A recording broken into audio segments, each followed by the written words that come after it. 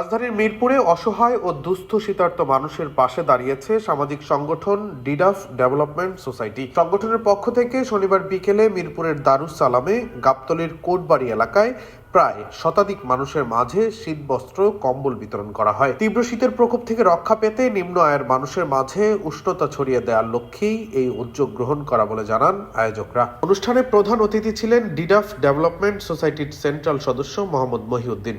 তিনি বলেন, শীতের এই তীব্রতায় সাধারণ মানুষের কষ্ট লাঘবে আমাদের এই ক্ষুদ্র প্রচেষ্টা। ভবিষ্যতে ডিডাফ ডেভেলপমেন্ট সোসাইটি মানবিক কর্মকাণ্ডে সাধারণ মানুষের পাশে থাকবে বলে জানান। অনুষ্ঠানে সভাপতিত্ব করেন সংগঠনের সেন্ট্রাল সদস্য মোহাম্মদ রবিউল ইসলাম রুবেল।